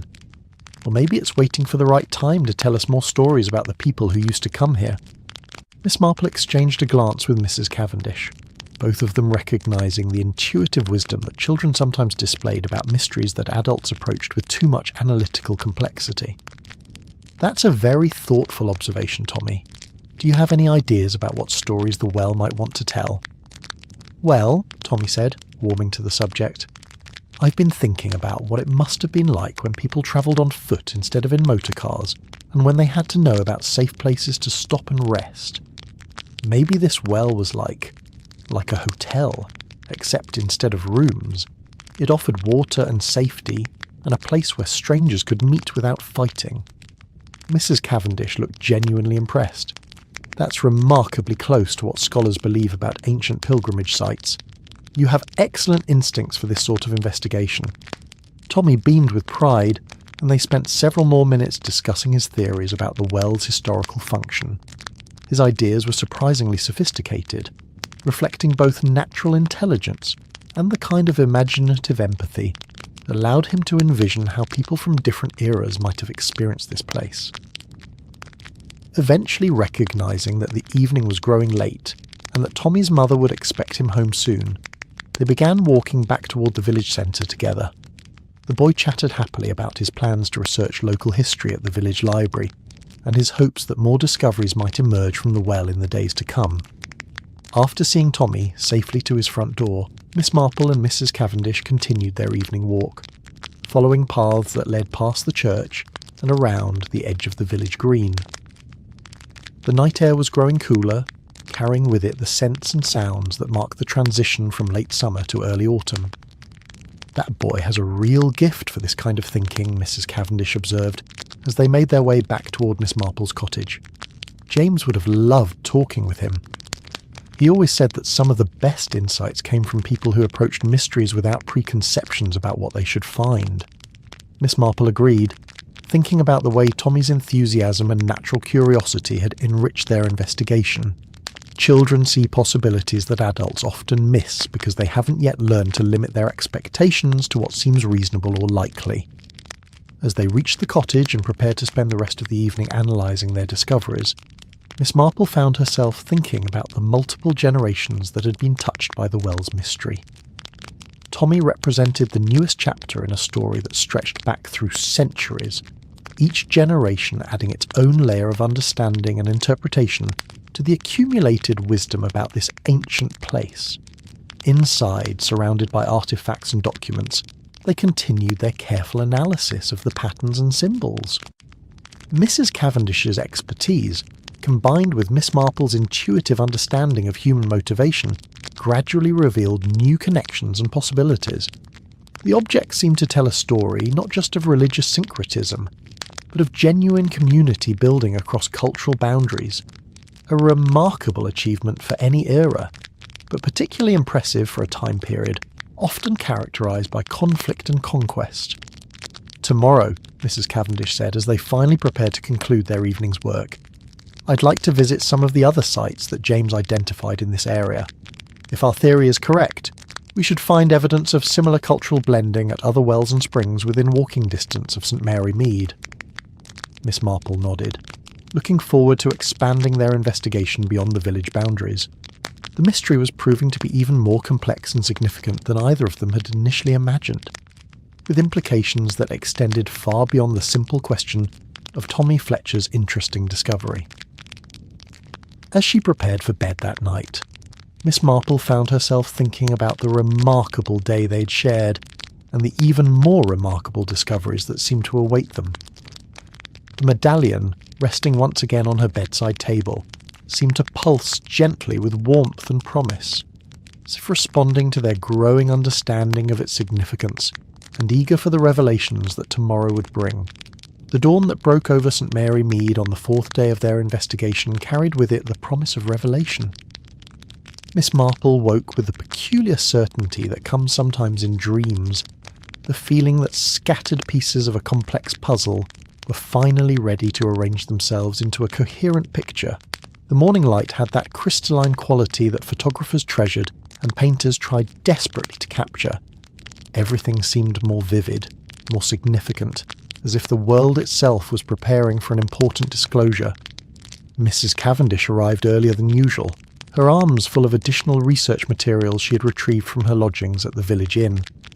Her eyes held the bright intensity of someone who had spent much of the night in contemplation and had awakened with new insights demanding immediate attention. "I've been thinking about the sequence," she announced without preamble, spreading a large sheet of paper across Miss Marple's dining table. "The symbols don't just work together. They tell a specific story, and I believe I've finally understood what that story is." She had spent the dark hours before dawn creating a comprehensive chart that arranged all the symbols they had discovered according to various organisational principles: chronological order, cultural origin, religious significance, and artistic complexity. What emerged was a narrative more sophisticated than either of them had initially imagined. "Look at this progression," Mrs. Cavendish said, her finger tracing a path across the chart that connected symbols from different artefacts in a flowing sequence. "It begins with purely Celtic elements, spirals representing the eternal cycle, tree symbols for the connection between earth and sky, water patterns, for the life force that flows through all things. Miss Marple studied the arrangement with the focused attention she brought to all truly complex problems. And then the Roman elements begin to appear, exactly, but not as replacements for the Celtic symbols, as additions to them. See how this geometric pattern doesn't obliterate the spiral beneath it, but instead provides a framework that enhances and supports the original design. Mrs. Cavendish's voice carried the excitement of someone making connections that had eluded months of previous analysis. "It's like watching a conversation," Miss Marple observed, noting how each cultural element seemed to respond to and build upon the others. A dialogue between different ways of understanding the world, conducted through symbols rather than words. "And the Christian elements complete the conversation," Mrs. Cavendish continued, pointing to the subtle crosses and fish symbols that appeared woven throughout the later designs. But again, they don't dominate or replace. They join the existing dialogue, adding their own voice to the chorus. This realization cast their entire investigation in a new light. They were not simply looking at ancient artifacts, but at physical evidence of one of history's most remarkable achievements: the successful integration of three major cultural traditions into a coherent whole. The well had served not just as a repository for offerings, but as a symbol of humanity's capacity for synthesis rather than conquest. "James would have been so proud," Mrs. Cavendish said softly, her voice carrying both joy and the particular sadness that comes from achieving understanding that cannot be shared with those who inspired it. This is exactly what he theorized, but seeing the actual proof, Miss Marple understood the magnitude of what they'd discovered, both as historical evidence and as personal vindication for James Cavendish's years of dedicated research. "We must document this properly," she said, her mind already moving toward the practical considerations. "This deserves to be shared with scholars who can appreciate its significance." They spent the morning creating detailed documentation of their discoveries, photographs of each arrangement, careful transcriptions of the symbol sequences, and comprehensive notes about the cultural elements represented in each piece. Mrs. Cavendish's training served them well, ensuring that their findings would meet the rigorous standards required for serious academic consideration. But even as they worked on this scholarly documentation, Miss Marple found herself thinking about the human dimension of their discovery. The symbols told a story of cooperation and mutual respect, but they also represented individual people who had made conscious choices to honour traditions other than their own. Each artefact had been created by someone who believed in the possibility of harmony between different ways of understanding the divine. "I wonder," she said during a brief pause in their documentation work, "whether the people who created these objects realised they were accomplishing something remarkable, or whether it simply seemed natural to them to blend different traditions."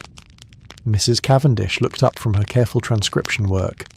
James used to say that the most profound cultural achievements often happened without fanfare, created by people who were simply trying to solve practical problems of coexistence. Perhaps the makers of these artifacts weren't trying to make grand statements about religious tolerance. They were just trying to create objects that would be meaningful to all the people who shared this sacred space. This observation led them into a deeper discussion about the nature of tolerance and accommodation in historical contexts. The artifacts suggested that the early medieval period in Britain might have been more culturally flexible than most historical accounts suggested, with communities finding ways to honour multiple traditions simultaneously, rather than forcing adherence to single orthodoxies. Their morning's work was interrupted by the arrival of the vicar, Reverend Clement, who appeared at Miss Marple's door with an expression that combined scholarly excitement with pastoral concern. He had been conducting his own research into the discovery, consulting church records and corresponding with colleagues who specialised in early Christian history. "Miss Marple, Mrs. Cavendish," he said as he accepted the inevitable invitation to tea, "I hope you won't think me presumptuous, but I've been making inquiries about the historical significance of your discoveries, and I believe I may have found some relevant information." He had brought with him a collection of documents copied from diocesan archives, including several references to St Mary Mead that predated any records the village itself possessed. Most intriguingly, he had found mention of the well in a 6th century manuscript that described it as a place of peace, where the old wisdom, and the new faith walked together in harmony. The manuscript was written by a monk named Brother Aldrich, who apparently travelled through this region documenting examples of successful cultural integration, Reverend Clement explained, consulting his notes. According to his account, the well was already ancient when he visited it, but it had become a gathering place for people from various backgrounds who had found ways to honour their different traditions without conflict. Mrs. Cavendish was making rapid notes, clearly recognising the historical importance of this documentation. That confirms everything James theorised about these sites. They weren't just religious centres, they were diplomatic spaces where different cultures learned to coexist. There's more, the vicar continued, his voice carrying the particular satisfaction of someone who had uncovered genuinely significant information. Brother Aldrich describes a ceremony he witnessed at the well, where representatives from Celtic, Roman and Christian communities jointly blessed offerings that were then deposited in the water. He calls it a marriage of wisdoms, and suggests that similar ceremonies were conducted at wells throughout the region. Miss Marple felt a chill of recognition as she realised the implications of this discovery. So the artefacts we found weren't random deposits over time. They were the result of formal ceremonies designed to create symbolic unity between different groups. It appears so, and if Brother Aldrich is correct, there should be records of similar ceremonies at other wells in the area. The practice seems to have continued for several centuries, adapting to include new groups as they arrived in the region. This revelation transformed their understanding of the well's significance from local curiosity to historically important evidence of early medieval diplomacy. They were looking at physical proof of successful cultural integration during a period often characterised by conflict and displacement. After the vicar departed, promising to continue his archival research, Miss Marple and Mrs. Cavendish found themselves facing the pleasant problem of having almost too much significant information to process effectively. Their investigation had expanded far beyond its original scope, revealing layers of historical and cultural importance that neither of them had anticipated. "We need to visit the other sites," Mrs. Cavendish said, studying the maps that showed the network of wells and springs that James had identified across the region. If Brother Aldrich is correct about the extent of these practices, we should find similar evidence at other locations. Miss Marple agreed, recognising that their investigation had reached the point where it required broader scope to reach its proper conclusions. But I suggest we also need to consider the modern implications of what we've discovered. These artefacts represent a model of cultural cooperation that might be quite relevant to contemporary concerns. This observation led them into a discussion about the way historical discoveries could illuminate present challenges.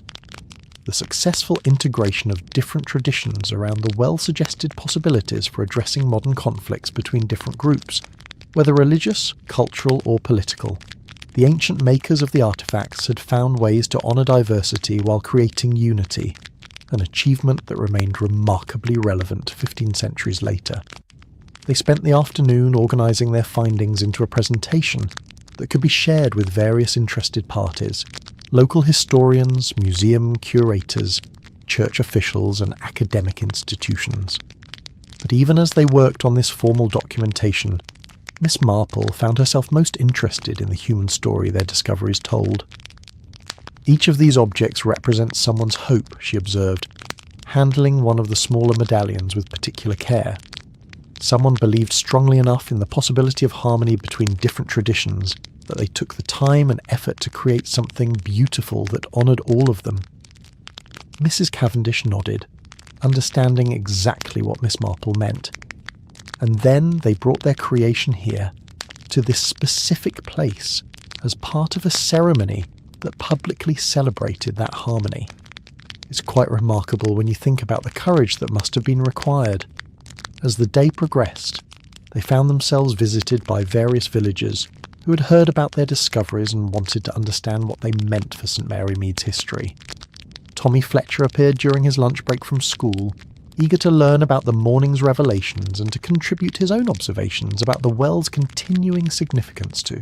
"It makes sense that people would want to come here for important ceremonies," he said thoughtfully, examining the symbol charts that Mrs. Cavendish had created.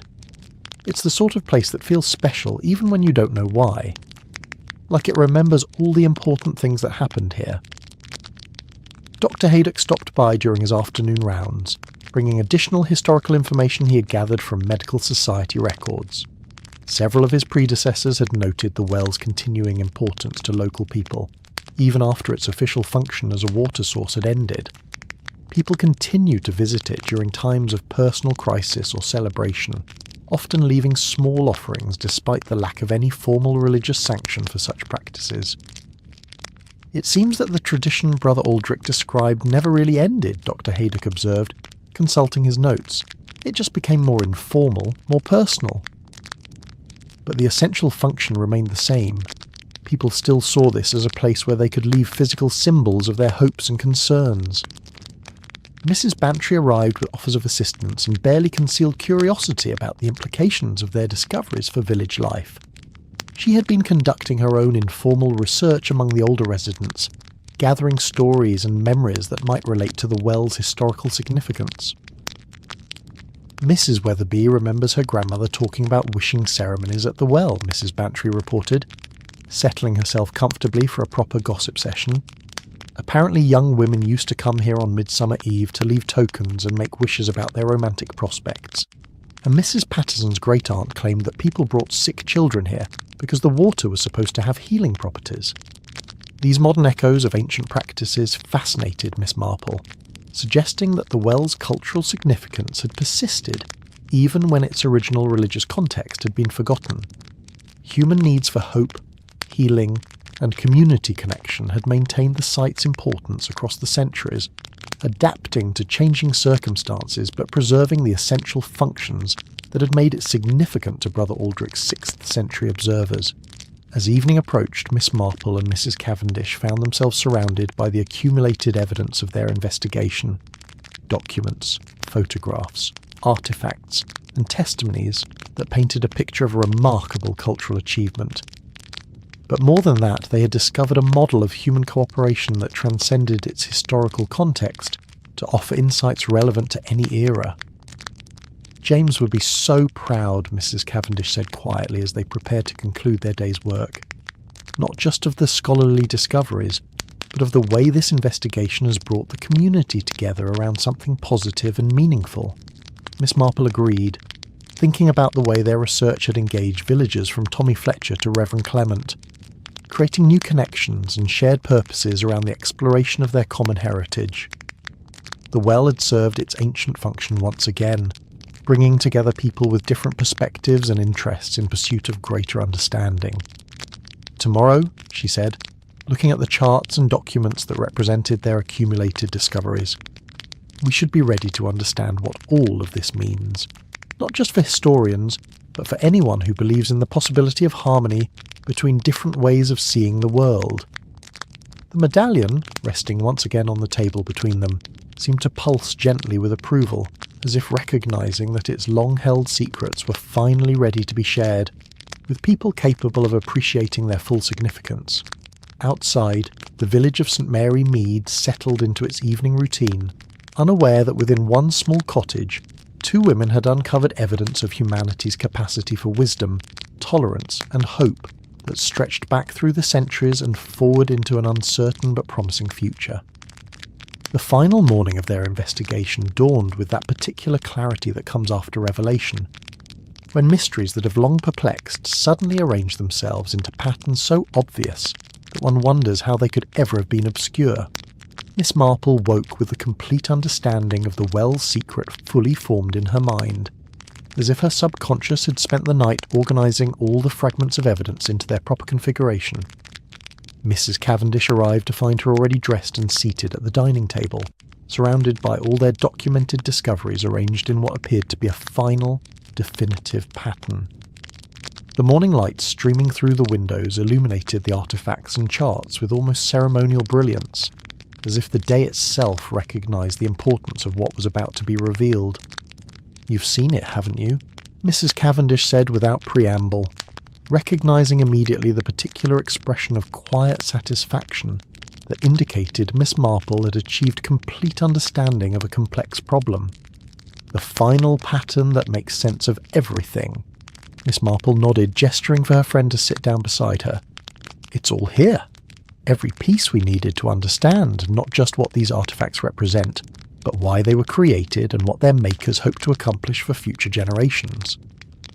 She began by reviewing the symbol sequences they had documented, but now with complete understanding of their intended meaning. The progression from Celtic through Roman to Christian elements wasn't just artistic evolution. It was a deliberately constructed narrative designed to teach future generations about the process of cultural integration. Look at this medallion, the largest one that Tommy first discovered, Miss Marple said, holding the artifact so that its symbols caught the morning light. See how the Celtic spiral at the centre represents the eternal source of life and wisdom? The Roman geometric patterns that surround it don't constrain or replace that wisdom. They provide structure and organisation that allows it to be shared more effectively. Mrs. Cavendish leaned closer, following Miss Marple's analysis with growing excitement. And the Christian symbols. Complete the lesson, Miss Marple finished. They show how new understandings can be incorporated into existing wisdom without destroying what came before. Each cultural tradition adds its own insights while preserving and honouring the contributions of others. This interpretation transformed their entire collection from historical curiosities into educational tools, ancient textbooks designed to teach the principles of successful cultural cooperation. The artefacts weren't just religious offerings, but instructional materials created by people who had learned how to navigate the complex challenges of living in a multicultural community. But that's only part of the secret, Miss Marple continued, her voice carrying the particular satisfaction that came from solving puzzles that had seemed impossibly complex. The well itself is the other crucial element. It wasn't chosen randomly as a repository for these teachings. It was specifically selected because of its unique properties. She gestured toward the maps that showed the well's position relative to the surrounding landscape. Look at the location. It sits at the exact centre of a network of ancient paths that connected Celtic sacred sites, Roman settlements, and early Christian monasteries. Anyone travelling through this region would naturally pass this spot, making it the perfect place for intercultural contact. Mrs. Cavendish was making rapid notes, her scholarly instincts recognising the significance of Miss Marple's insights. So the well served as a kind of educational centre, where travellers from different backgrounds could learn about successful integration by studying these artefacts. Exactly. And the ceremonies that Brother Aldrich described weren't just religious rituals, they were teaching demonstrations, showing new arrivals how different traditions could work together harmoniously. Miss Marple picked up one of the smaller medallions, feeling its familiar warmth. Each time someone left an offering here, they were adding to a growing library of examples showing how cultural cooperation could be achieved. This understanding cast the entire tradition in a new light. The well had functioned as an ancient university where the curriculum consisted of practical lessons in tolerance, accommodation, and mutual respect. The artefacts served as both textbooks and graduation ceremonies, created by students who had learned the lessons and wanted to pass them on to future generations. James always believed these sites were more than religious centres, Mrs. Cavendish said, her voice carrying both pride and wistfulness. He theorised that they served educational functions, but he never imagined anything quite this sophisticated. Their discussion was interrupted by the arrival of Tommy Fletcher, who appeared at the door with the prompt enthusiasm of someone who had important news to share. He had spent the previous evening at the village library, researching local history with the dedicated thoroughness that his discovery had inspired. "Miss Marple, Mrs. Cavendish," he announced breathlessly. "I found something in the old parish records that I think you need to see." He had discovered a reference to the well in documents dating to the 17th century, describing it as a place where the ancient wisdoms are preserved for those who have eyes to see and hearts to understand. More intriguingly, the record mentioned that local people continue to bring their children to the well for the teaching that comes from seeing how different truths can live together in peace. "The tradition continued," Miss Marple murmured, understanding immediately the significance of Tommy's discovery. Even centuries after the original ceremonies ended, people still recognise the well's educational function. Tommy nodded eagerly. "And there's more. The record says that during times of community conflict, the village elders would bring disagreeing parties to the well and show them the old symbols as examples of how different groups could find common ground. This information completed Miss Marple's understanding of the well's true secret.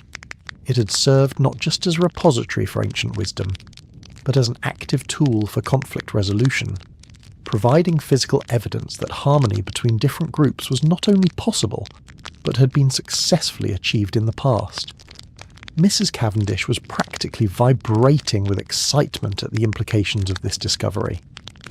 This means the artifacts were specifically designed to serve as conflict resolution tools, physical proof that different traditions could coexist and even enhance each other.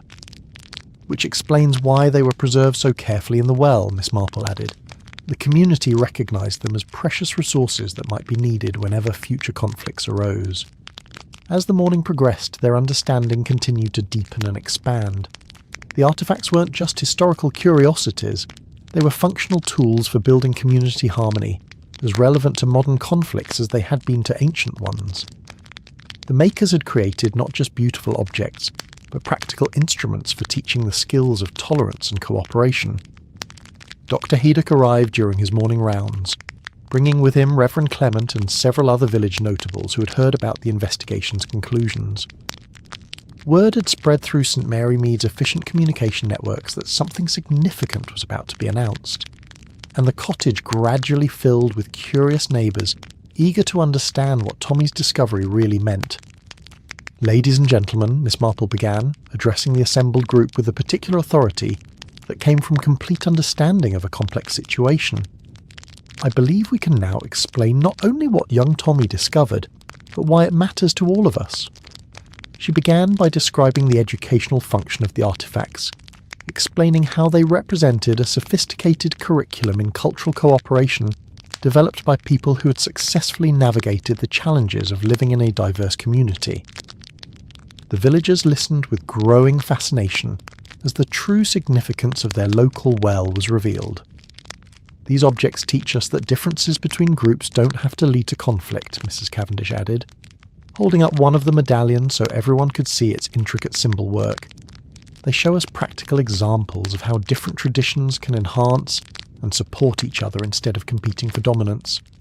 Tommy Fletcher, glowing with pride at the significance of his discovery, asked the question that was on everyone's mind.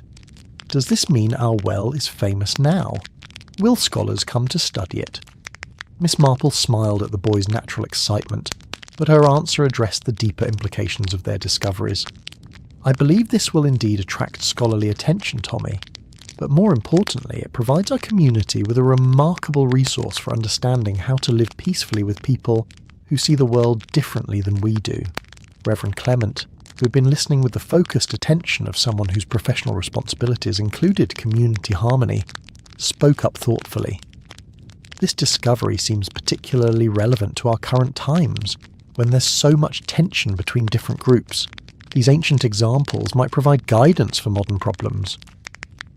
Dr. Haydock nodded agreement. The principles demonstrated in these artifacts, tolerance, accommodation, mutual respect, those are exactly the qualities we need to cultivate in any healthy community. Mrs. Bantry, ever practical, asked about the immediate implications for village life. What happens to the artifacts now? Do they go to a museum, or do they stay here in St. Mary Mead? Mrs. Cavendish had been considering this question carefully. "I believe they belong here, where they can continue to serve their original function. With proper documentation and care, they can remain part of this community's living heritage while also contributing to broader scholarly understanding." Miss Marple agreed completely. The artifacts had been created to serve practical community functions, and separating them from their original context would diminish their effectiveness as tools for building harmony and understanding. "I propose," she said, looking around at the assembled villagers, "that we establish a proper display for these artifacts here in St. Mary Mead, where a resident can study them and learn from the examples they provide. The well should become what it was always meant to be, a centre for learning about cooperation and mutual respect." This suggestion met with enthusiastic approval from everyone present. Plans began forming immediately for creating a small museum or interpretive centre that would house the artifacts while explaining their significance to future generations. Tommy Fletcher volunteered to serve as the first official guide, a role that would allow him to share his discovery with visitors while continuing to learn about its historical importance. As the day progressed, word of their discoveries spread beyond St Mary Mead to neighbouring communities and scholarly institutions. Letters of inquiry began arriving from museums and universities, all expressing interest in the remarkable evidence of ancient cultural cooperation that had been preserved in a small village well. But perhaps the most significant response came from unexpected quarters. Mrs. Price Ridley, whose initial disapproval of disturbing buried things had been well documented, appeared at Miss Marple's door with a carefully prepared statement. "I want to apologise for my earlier objections," she announced with the particular dignity that characterised her approach to admitting error. "I see now that young Tommy's curiosity has led to discoveries that honour our community's finest traditions. These artefacts represent exactly the sort of values we should be teaching our children." This conversion from scepticism to enthusiasm seemed to capture the broader community response to their discoveries. What had begun as a child's adventure had revealed principles and examples that resonated deeply with people's hopes for their own community's future. Mrs. Cavendish, who had been documenting reactions to their discoveries as carefully as she had recorded the artefacts themselves, observed that the well was already resuming its ancient function as a focal point for community unity. People are responding to these discoveries by coming together around shared values, exactly what the original makers intended. As evening approached, Miss Marple found herself thinking about the remarkable journey that had begun with Tommy Fletcher's curiosity and led to revelations about humanity's capacity for wisdom, tolerance, and hope. The investigation had demonstrated that even the smallest communities could preserve and transmit insights of universal significance if they remained open to learning from their own hidden histories. "James would have been so proud," Mrs. Cavendish said quietly as they prepared to conclude their formal investigation, "not just of the scholarly discoveries, but of the way these artefacts have brought people together around something positive and meaningful." Miss Marple nodded, understanding that their investigation had achieved something more important than academic recognition. They had rediscovered practical tools for building community harmony, and more importantly, they had demonstrated that those tools remained as effective in the 20th century as they had been in the 6th. The medallion, resting now in a place of honour among its companion artefacts, seemed to pulse gently with satisfaction, as if recognising that its long wait was finally over. The secrets it had preserved were being shared with people capable of understanding and applying their lessons, ensuring that the ancient wisdom would continue to serve its intended purpose of teaching cooperation and mutual respect. Outside, the village of St Mary Mead settled into its evening routine, but with a new awareness of its own significance as a custodian of precious human knowledge. The well stood quietly in the centre of the green, no longer just a sealed relic of earlier times, but a living symbol of humanity's occasional capacity to choose wisdom over conflict, understanding over prejudice, hope over fear. Tommy Fletcher, walking home from his evening visit to the well, paused to look back at the site of his discovery. Tomorrow would bring visitors eager to learn about the artefacts and their meanings. Scholars would come to study the evidence of ancient cooperation.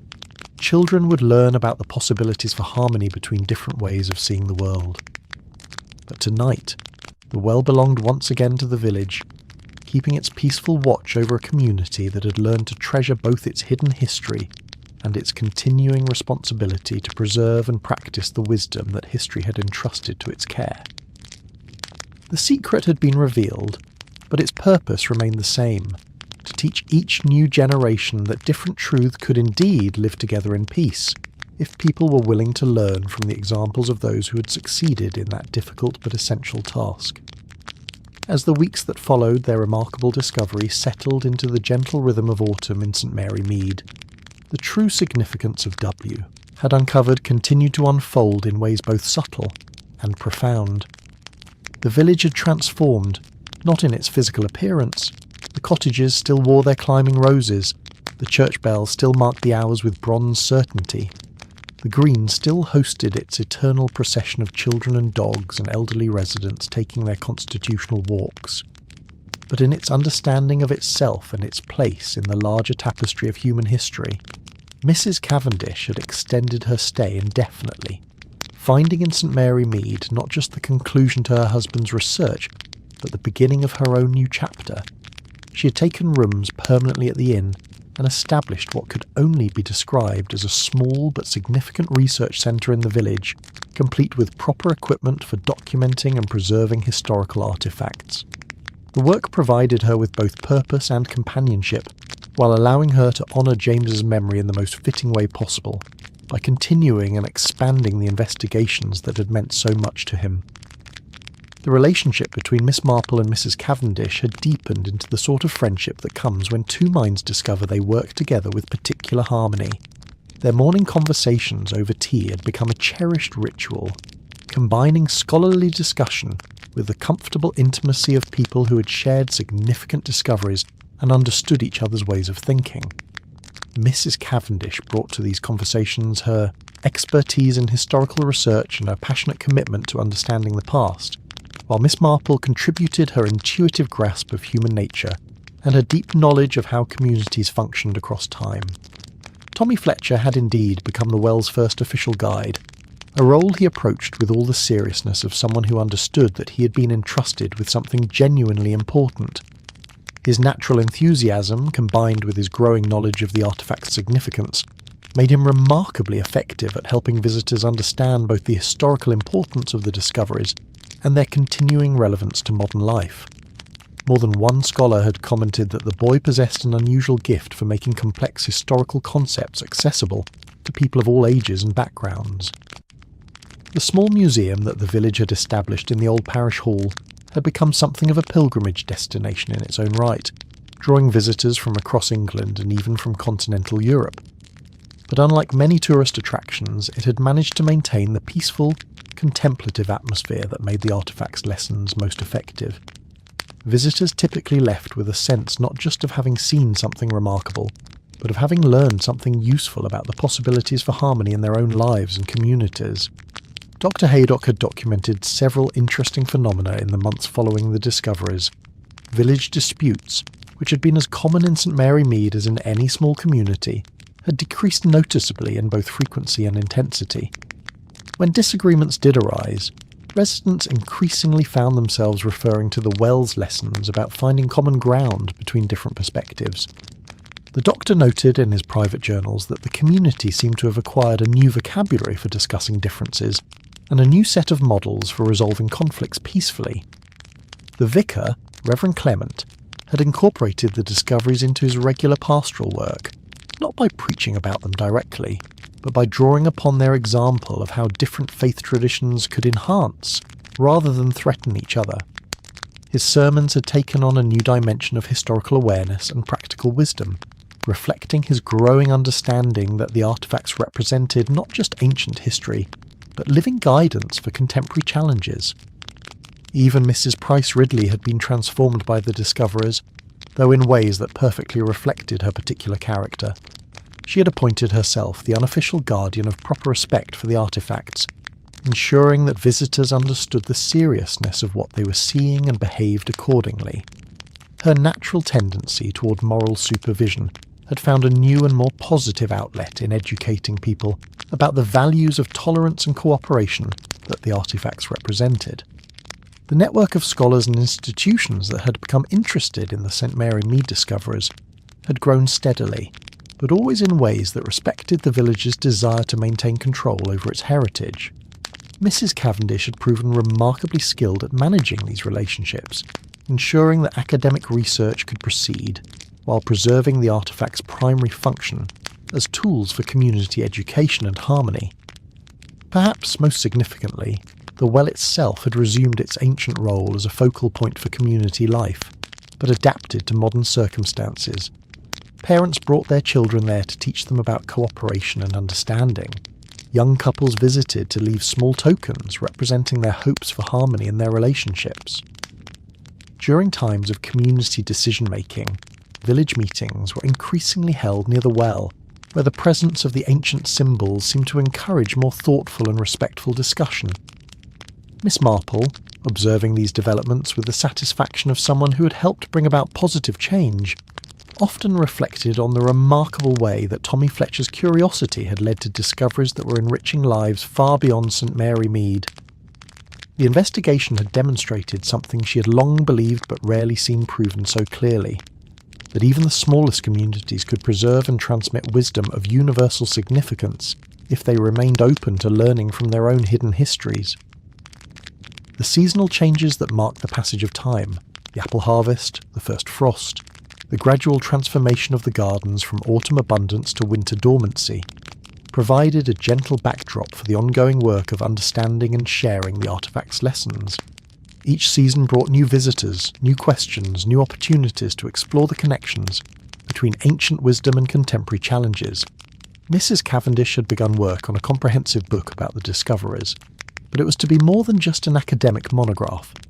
She was crafting something that would combine rigorous scholarship with accessible writing, designed to share both the historical significance of the artifacts and their practical applications for building more harmonious communities. Miss Marple had agreed to contribute a chapter about the investigative process and the ways that village life had been enriched by understanding its hidden heritage. The correspondence they received from other communities that had discovered similar artifacts or wanted guidance in searching for their own hidden histories had become voluminous, suggesting that St Mary Mead's experience was part of a much larger pattern of rediscovering practical wisdom about cultural cooperation. Mrs. Cavendish had begun developing a network of researchers and communities interested in these questions, creating the foundation for what might eventually become a significant movement toward understanding and applying historical examples of successful cultural integration. As winter settled over the countryside, bringing with it the long evenings and gentle silences that made reflection natural and necessary, Miss Marple found herself thinking often about the remarkable journey that had begun with the boy's curiosity and led to discoveries that continued to ripple outward in ever-expanding circles of understanding and application. The medallion now rested in a place of honour in the village museum, surrounded by its companion artefacts and the documentation that explained their significance. But its true home, Miss Marple believed, was in the minds and hearts of all the people who had learned from its example and chosen to carry forward its lessons of tolerance, cooperation, and hope into their own relationships and communities. On quiet evenings, when the village settled into the peaceful routines that had sustained it through centuries of change, Miss Marple would sometimes walk to the well and stand beside its ancient stones, thinking about the generations of people who had brought their hopes and fears to this place, seeking wisdom and finding it in the examples left by those who had come before them. The well had kept its secrets for 30 years, waiting for the right moment and the right people to reveal them. Now those secrets were being shared freely, but their essential purpose remained unchanged, to teach each new generation that different truths could indeed live together in peace, that cooperation was possible even across significant differences, and that hope, carefully tended and wisely applied, could create harmony where others saw only the potential for conflict. The medallion grew warm one final time, as if offering its blessing to all who would carry forward the ancient lessons of tolerance, cooperation, and hope into whatever challenges the future might bring. In St Mary Mead, at least, those lessons would be remembered, honoured, and lived, creating ripples of wisdom that would spread far beyond one small village's borders, touching lives and communities yet to be imagined but already blessed by the enduring human capacity for understanding, accommodation, and love. That's our story tonight.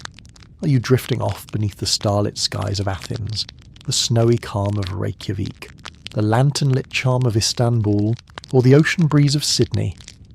If this tale brought you calm like the episode and subscribe for more nights like this, let the silence hold you. Let your dreams carry you far. Sleep gently now, wherever you are in this wide and wondrous world.